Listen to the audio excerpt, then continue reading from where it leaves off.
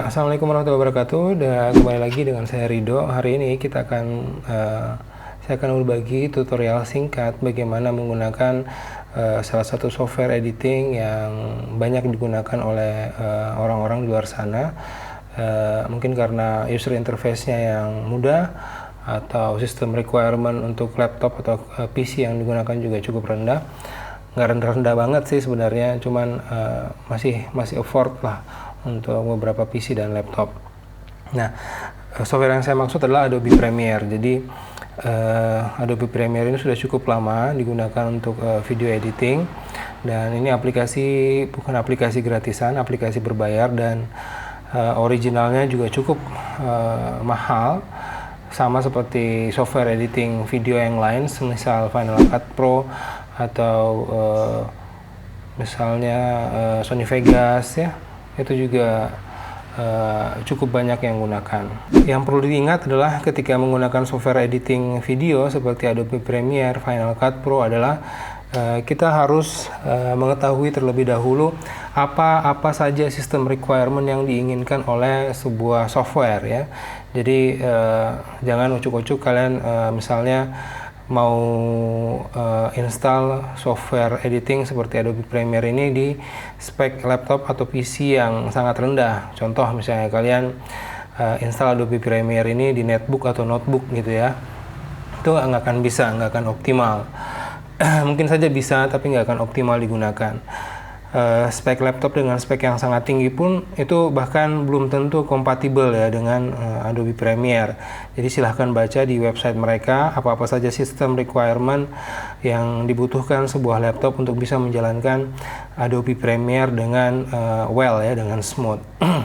Yang paling penting adalah pertama, kalian punya prosesor yang cukup mumpuni, quad core misalnya minimal. Terus RAM minimal 4 GB sampai 8 GB. Saya sendiri menggunakan 16 GB.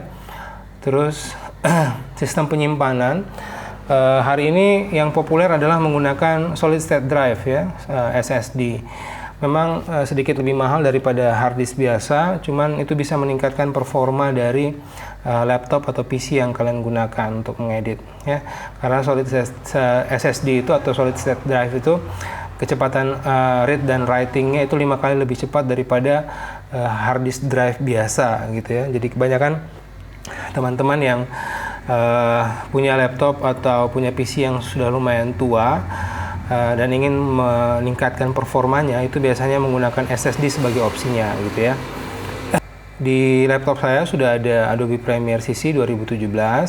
Saya akan launch programnya.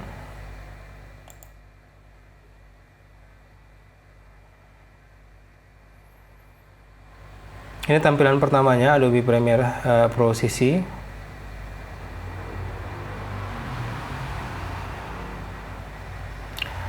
Spek laptop yang saya gunakan sebenarnya tidak terlalu tinggi, ya, cuman saya mengupgrade-nya dengan SSD dan memaksimalkan RAM yang ada.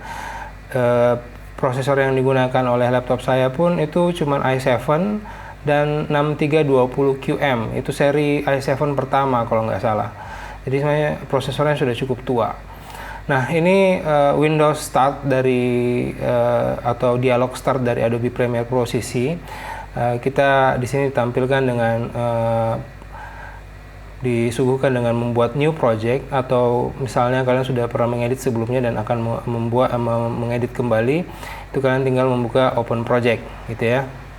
Nah, di sebelah sini ada sync setting, ada sisi files yang sudah pernah kalian buat. Di sini ada recent atau project sebelumnya yang pernah dibikin di software ini. Baik, untuk pertama kali kita akan buat new project. Kalian klik di sini di new project, ya. Akan ada dialog new project seperti ini. Di sini kita diminta untuk mengisi nama, name, terus ada general, ada scratch disk, ada ingat setting. Satu-satunya yang kalian bukan satu-satunya sih, ada beberapa hal yang perlu kalian perhatikan di sini. Pertama adalah kalau kalian masih di laptop kalian masih biasa menyimpan media data kalian di satu hard disk yang sama dengan operating system, sebaiknya itu kalian hindari ya. Jadi amannya atau idealnya melakukan editing di sebuah laptop atau PC itu kalian memisahkan antara media, data, penyimpanan data atau file-file yang akan kalian edit dengan sistem operasi ataupun aplikasi. Jadi contoh misalnya saya menggunakan laptop ini, itu ada 2 hard disk di dalam sini, yang satu untuk penyimpanan media, data, dan file-file yang lain. Yang satu itu saya khususkan untuk menyimpan, untuk running operating system dan aplikasi. Jadi saya tidak pernah menyimpan data di hard disk drive atau di SSD yang digunakan untuk operating system dan aplikasi. Jadi seperti itu. Nah, kembali lagi ke sini, kita akan tulis nama, misalnya tutorial Premiere 1 gitu ya. Ini nama project kita gitu ya. Di bagian bawah itu ada general, video rendering playback, ini biarkan saja seperti itu. Terus video display formatnya timecode, biarkan saja seperti ini. Terus display audio sample tetap juga seperti ini, audio sample. Nah, capture format ini DV biasa digunakan ketika dulu masih menggunakan pita kaset ya. Ini bisa dipakai DV gitu ya. Kalau untuk sekarang yang sudah digital, sebaiknya kita menggunakan high definition ini ya, yang HDV. Nah, ada satu hal yang penting sebenarnya untuk meningkatkan performa mengedit kita untuk nggak nge-lag, itu adalah settingan yang ini, scratch disk. Nah, idealnya memang ketika kalian mengedit menggunakan PC atau laptop, ada satu hard disk yang memang diperuntukkan untuk sebagai scratch disk gitu ya, sebagai penyimpanan temporary dari proses atau aktivitas editing kita gitu ya. Atau kalaupun misalnya tidak ada, kalian bisa menggunakan hard disk yang sama di mana kalian menyimpan project kalian ya, same as project. Oh ya, saya lupa. Di sini setelah nama itu ada location gitu ya. Jadi seperti yang saya sudah sebutkan tadi, kita tidak akan menyimpan file kita di C ya. Di sini saya punya 2 hard disk. Ini bukan partisi, ini memang 2 hard disk yang berbeda, C dan E. C ini saya simpan aplikasi dan operating system, sedangkan yang E ini saya menyimpan data gitu ya. Semua data ada di sini dan semua aplikasi dan operating system ada di C gitu ya.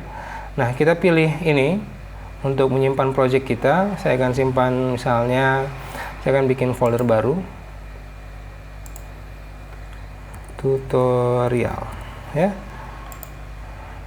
Oh, sudah ada tutorial.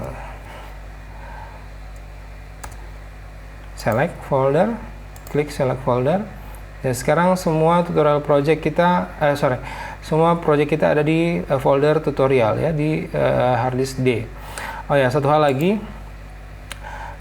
tips dari saya ketika mengedit adalah coba satukan semua file mentah atau file yang akan kalian edit di satu folder ya, di project itu. Jadi dalam misalnya satu folder ini kita khususkan untuk mengedit sebuah project, bikin namanya. Jadi dalam sini tuh ada semua gitu ya, mulai dari footage-nya, mulai dari audionya, mulai dari After Effect-nya, mulai dari animasinya, mulai dari data-data mentah yang lain, itu kumpulkan ke satu project. Kenapa seperti itu? Menurut saya akan sangat mudah ketika semua footage kita akan ada di satu folder. Jadi kita nggak pusing ketika nyari, bolak-balik nyari gitu ya, di semua folder yang kita punya di satu hard disk. Jadi mending disimpan di satu folder gitu ya. Contohnya misalnya kayak ini adalah folder vlog saya ya, yang Lightbox. Itu satu folder, jadi ketika saya buka semua lengkap. Saya punya footage, saya punya bahkan font saya simpan di sini. Ada sound, kalau kita masuk ini ada footage-nya. Audio juga begitu, saya simpan di satu file ya. Baik, kembali ke Adobe Premiere. Ini kita tinggal pastikan semuanya di sini same as project. Kalian tinggal lihat di bawahnya path-nya itu I dan tutorial, I dan tutorial. Semua ini ada di folder yang sama. Kita tinggal oke.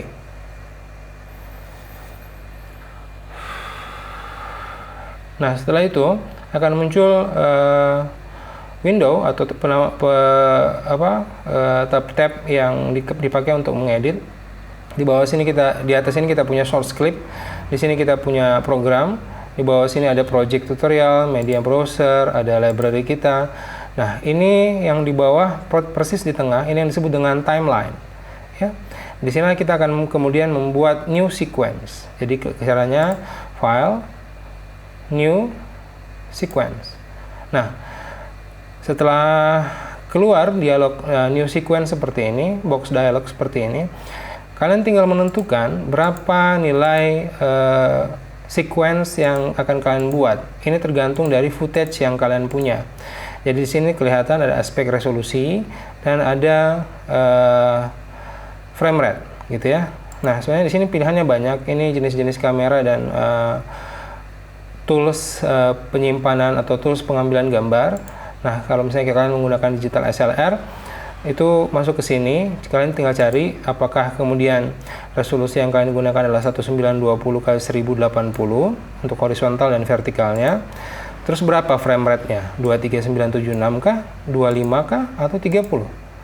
Gitu ya. Itu tinggal kalian pakai. Nah, dalam hal ini kita akan coba cek berapa file yang saya punya, berapa resolusi file yang saya punya, dan berapa frame rate-nya. Misalnya kita pakai ini ya. Kita pakai footage dari ini. Di sini saya sudah punya beberapa footage. Misalnya ini, kita tinggal klik kanan, kita properties, kita detailing. Kita akan ketahuan resolusinya berapa, frame width-nya 1920x1080. Frame rate-nya 23 frame per second. Jadi kita bisa pakai 23976 yang tadi ya. Kalau misalnya ada cara yang lain, itu kalian open with by VLC. Ya, filenya kalian stop.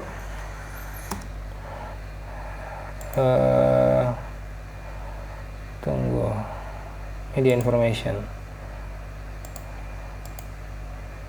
Ya. Di VLC itu bisa seperti ini caranya. Jadi kalian cari media information. Ini 1920 resolusinya, terus frame rate-nya 23976 ya. Ini kita akan gunakan. Kembali ke Premiere, berarti kita pakai yang ini ya, 1080p 24 frame per second atau 23976. Nah, sequence-nya ini bisa kalian namai ya. Kalau misalnya di film layar lebar itu sequence-nya berdasarkan sequence gitu ya di editnya. Nah, misalnya kita kasih nama di sini sequence 1 gitu ya. Kita oke. Akan muncul timeline seperti ini. Ya. Di sini ada video, ini ada timeline yang bagian atas ini buat video. V1, V2, V3 kalian bisa bikin tambah ke atas sampai semau kalian. Yang perlu dicatat adalah semakin banyak timeline untuk video ke atas dan semakin banyak tombol tab atau timeline buat audio ke bawah, itu akan semakin memperlambat atau akan semakin berat pula pengerjaan yang dilakukan oleh software gitu ya. Oke, ini timeline kalian. Jadi kita akan masuk untuk mengimport terlebih dahulu footage yang akan kita gunakan. Kita akan masuk ke project sebelah sini. Kita klik kanan dua kali. Klik kiri. Kita klik saja dua kali di sini. Ini akan masuk untuk mencari footage yang mana yang akan kita pakai. Kita akan pakai yang vlog tadi aja ya.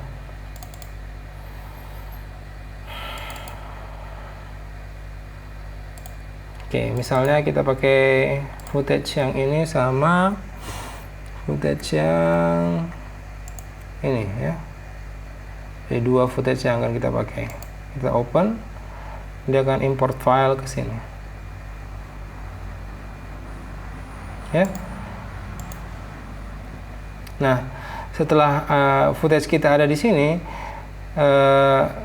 kan ini durasinya 54 second. Saya tidak akan gunakan semua. Untuk memilih mana yang akan kita pakai dari 54 second ini, kita tinggal klik dua kali. Akan muncul tab source seperti ini, dan kalian bisa mendrag pointer biru ini ke kiri dan ke kanan untuk mencari yang sebelah mana yang akan kalian pakai ya. Nah, ketika kita geser-geser seperti ini dan ketemu yang mana yang akan kita pakai. Kalian ini untuk permulaannya, untuk startnya footage yang akan kalian pakai, kalian tinggal pencet huruf I ya sebagai in-nya, dan saya akan selesai di sini ya. Setelah kita tahu di mana akhir klip yang akan kita gunakan untuk dimasukkan ke timeline, ini akhirnya kita akan pencet huruf O di keyboard. Jadi ketika kita tarik, ini kita akan mendrag video saja, ini drag audionya saja. Kalau kalian mau drag kedua-duanya, video dan audionya, kalian pencet di gambarnya dan kemudian tarik ke timeline, diklik dan di drag seperti ini. Untuk memperbesar tampilan timeline, kalian tinggal pencet tombol plus di keyboard ya. Ini kalian tinggal arahkan pointer di sini, kalian tinggal scroll mouse ke atas, up ya, down, dia akan kecil, dia akan besar. Begitu pula dengan audio ya. Untuk memperlebar juga pakai plus, atau untuk mengembalikan kita pakai tombol minus di keyboard ya. Oke, itu cara memotong atau cara memilih klip yang akan kita gunakan. Kita akan sambungkan dengan klip yang selanjutnya. Kita akan ulang. Misalnya kita in-nya di sini dan out-nya di sini. Oke.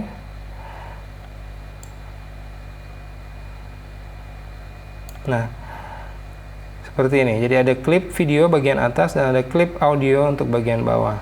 Kita ingin menambahkan musik. Kita akan cari musik.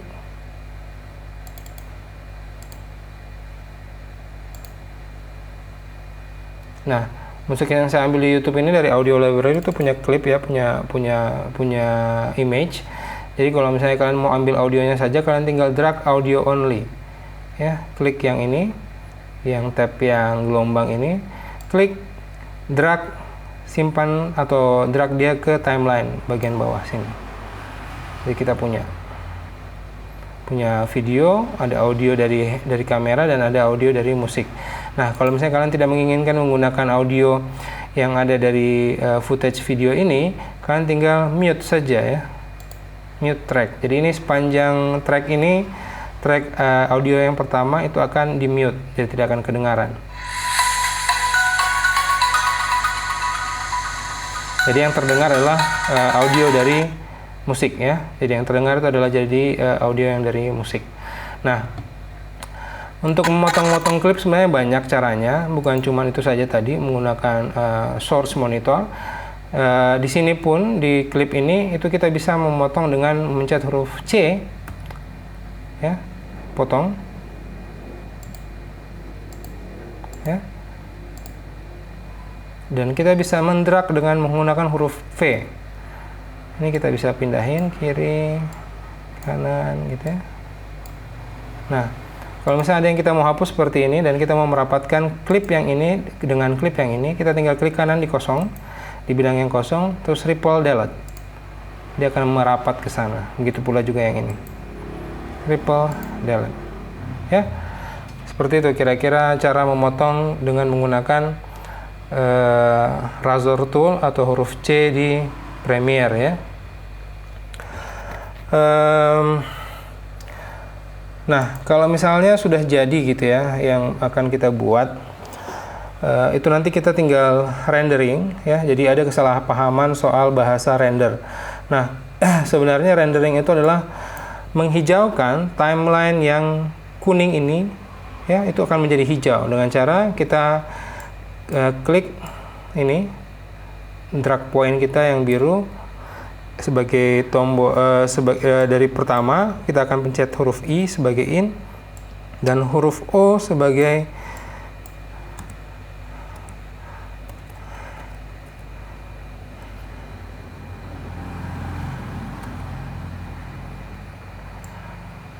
kita akan pilih sampai di sini ya,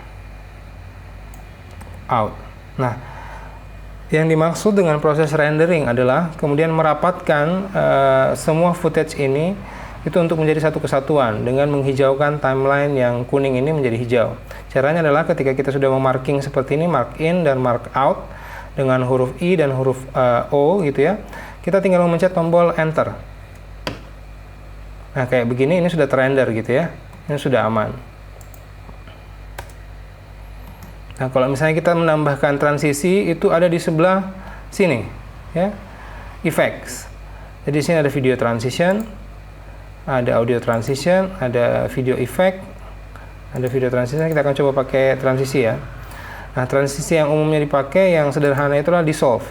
Nah di sini ada deep to black, deep to white, film dissolve, morph cut, non additive dissolve, cross dissolve ya. Kita misalnya menggunakan cross dissolve di klip yang ini. Oke. Ini tombolnya, timelinenya berwarna merah ya, kita harus hijaukan atau kuningkan ya. Ya seperti itu hasilnya. Oke, supaya dia tidak lambat dengan masuknya efek atau transisi tadi, kita tinggal enter. Nah inilah progress atau inilah rendering gitu ya. Ini akan mulai. Nah pada saat di sini ini sudah hijau ya dari hasil proses rendering tadi. Oke, itu sudah smooth. Oke, itu dasar-dasarnya ya. Sebenarnya banyak sekali yang harus diulik di mana, di Premiere Pro. Untuk basicnya seperti itu. Yang penting kalian bisa bikin new project, kalian bisa bikin new sequence. Terus kalian bisa mengimport file ke project kalian, ke media browser kalian bisa pakai ini juga sebenarnya, media browser.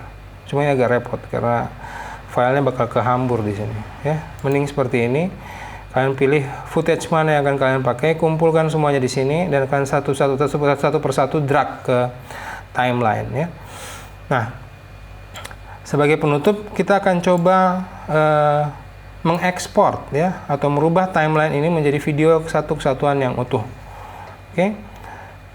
Jadi kita hanya akan punya seperti ini. Nah, ini in-nya dan ini out-nya. Ini sudah bisa diekspor media. Caranya adalah dengan klik file, export media. Ya. Nah, ini export settingnya seperti ini tampilannya ya. Nah, di bagian sini, di bagian kanan, export setting, formatnya adalah H264 sesuai dengan footage yang kita punya. Presetnya itu biarkan saja seperti ini, match source atau high bitrate. Atau kalau misalnya mau lebih ringan, itu kalian bisa pilih custom preset di sini banyak sekali. Bahkan untuk YouTube sekalipun itu sudah ada di Adobe Premiere.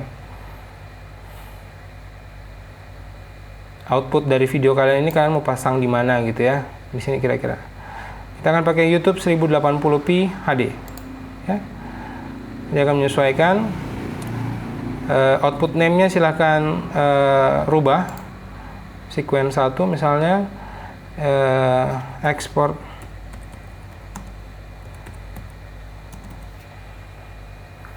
save ya. Nah di bagian bawah sini ada effects, video, audio, multiplexer, caption, publish gitu ya.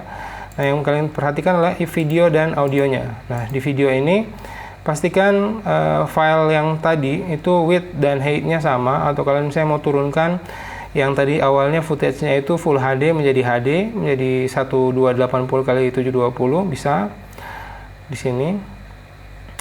Atau ini juga penting. Jadi aspeknya ini kalian biarkan dia di square pixel ya. Di sini ada beberapa pilihan. Biarkan dia di square pixel. Terus di sini ada pilihan render at maximum depth, boleh juga dicentang. Kalau boleh nggak mau pakai juga nggak masalah. Nah, kalau untuk kepentingan yang punya kualitas tinggi outputnya, kalian sebaiknya mengaktifkan bitrate encoding ini menjadi VBR 2 pas. Ya. Nah, untuk kesempatan kali ini kita akan pakai VBR 1 pas saja supaya cepat. Nah, ini target bitrate dan maksimum bitrate. Jadi, exporting ini adalah bagaimana kemudian video-video tadi diekspor menjadi satu kesatuan.